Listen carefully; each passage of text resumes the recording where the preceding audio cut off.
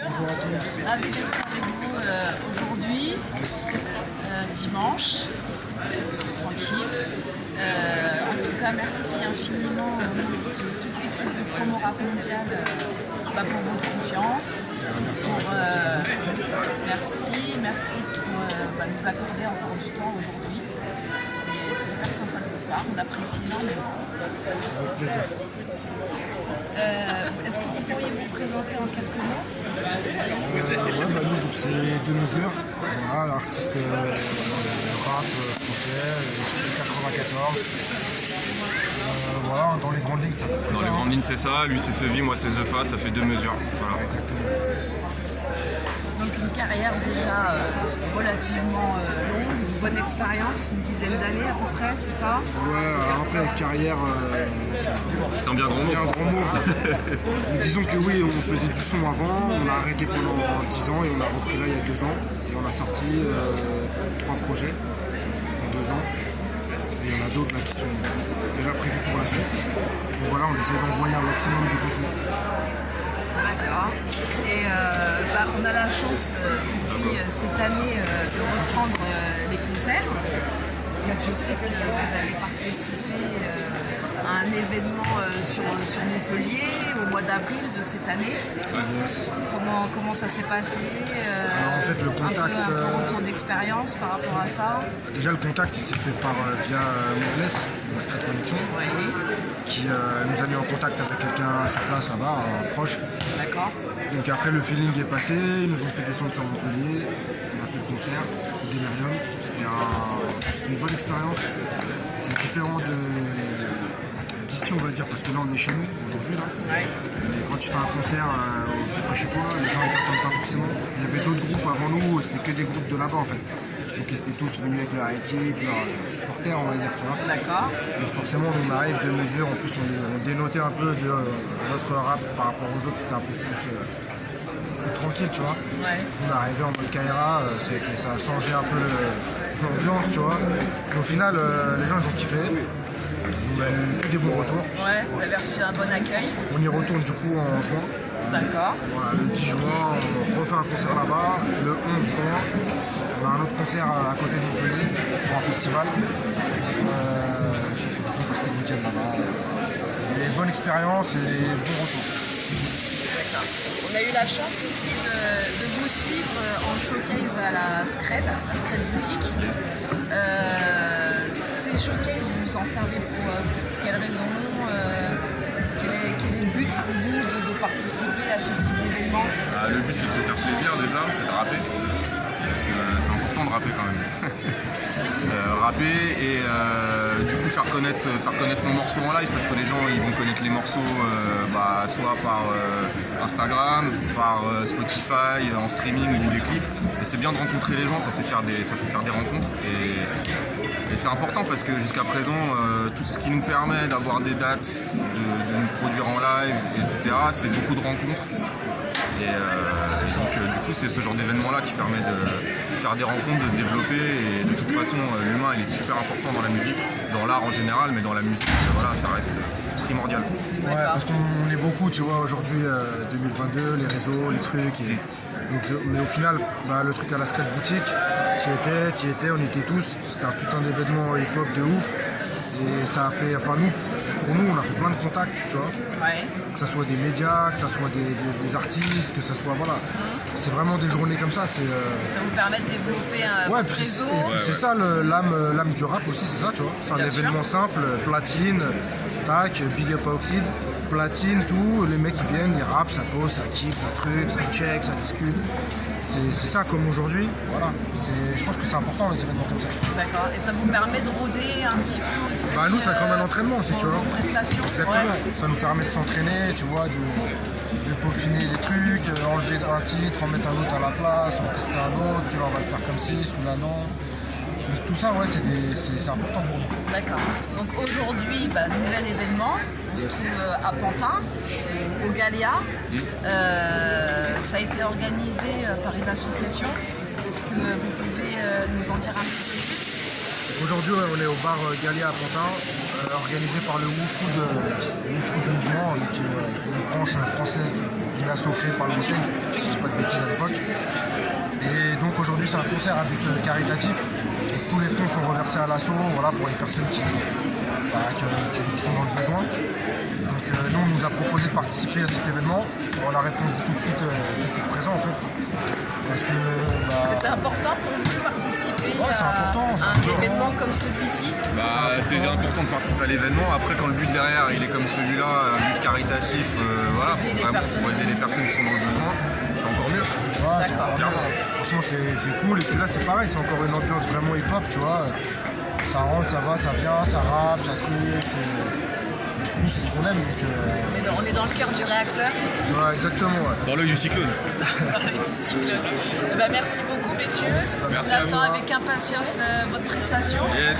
Et puis on se retrouve après. Ouais. Pas de soucis, ça marche. Merci beaucoup. Merci les deux mesures. Merci.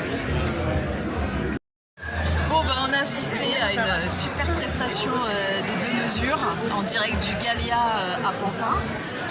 Vous allez retrouver le live sur Promo Rap Mondial. Comme ça, vous n'allez pas perdre une seconde de cette super prestation, comme d'habitude.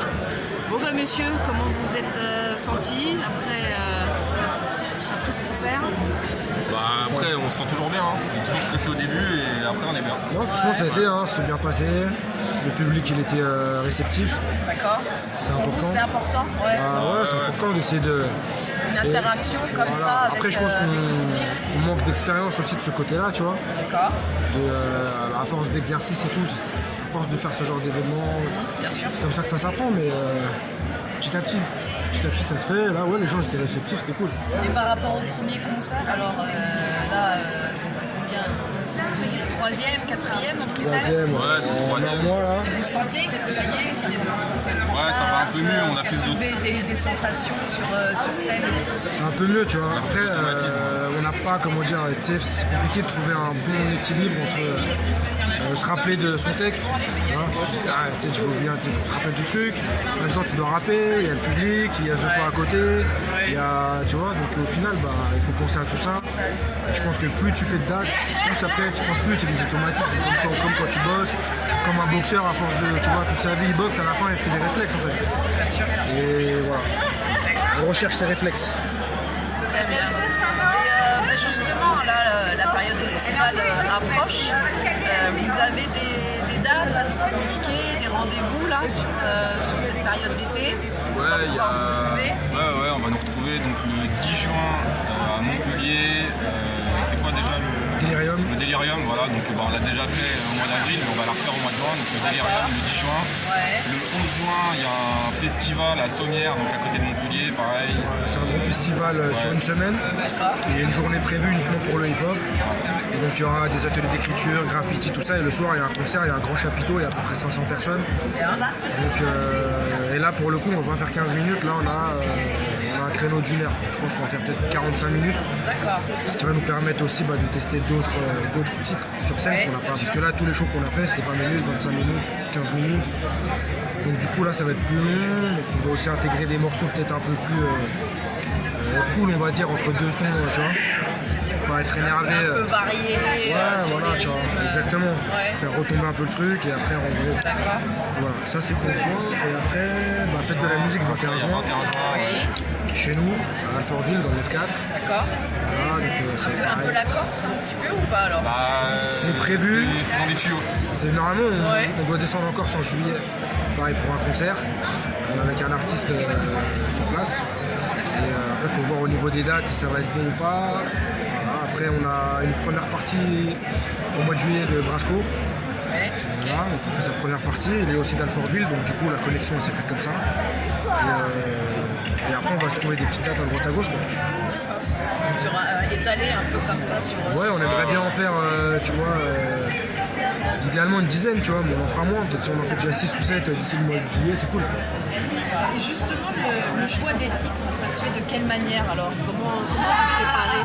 Parce que là, maintenant, à votre actif, vous avez quand même pas mal de titres avec les deux albums, les freestyles, etc. Ça se concrétise de quelle manière le choix sur scène? Le choix sur scène, on sait à peu près, déjà nous comme ça, vu que les sons on les a fait, on les connaît, on sait à peu près quel son peut marcher ou pas sur scène. Donc là, les sons qu'on fait, c'est des sons qui sont assez énergiques sur des timings de 15-20 minutes, vous voyez. Après, comme disait Seville, on a d'autres sons qu'on n'a pas encore fait sur scène, mais qu'on va intégrer sur des sets un peu plus longs. Bien sûr. Voilà. Et en gros, on sait à peu près quels sons vont marcher. Après, des concerts comme ça, des shows comme ça nous permet de changer l'ordre des sons. C'est-à-dire que celui-là, en premier, il est mieux, ou peut-être en deuxième, ou machin. Et là, on a changé l'ordre par rapport à d'autres shows qu'on a fait, on n'a pas mis le même ordre. D'accord. Après, Colis Suspect, je pense qu'il sera tout le temps parce que c'est un classique. C'est un classique. C'est le premier son qu'on a fait quand on est revenu. Ouais. C'est celui que les gens, tu vois. Il est emblématique celui-là. Ouais, c'est ce qui nous a remis dedans. Ouais, ce qui nous a remis dedans, et puis on voit qu'il passe bien, quoi.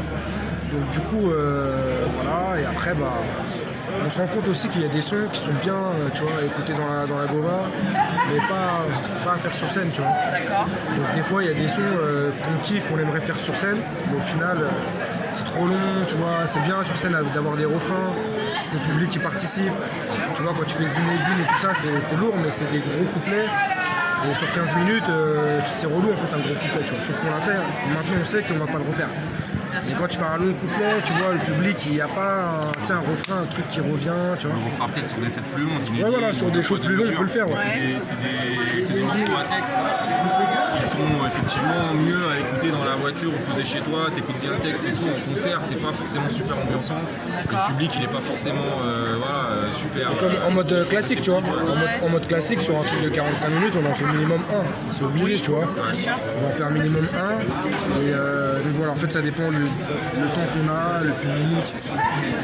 Si demain je fais un concert à 16h, où il y a des enfants, des poussettes et tout, on va essayer de faire un truc un peu plus tendu, je sais pas.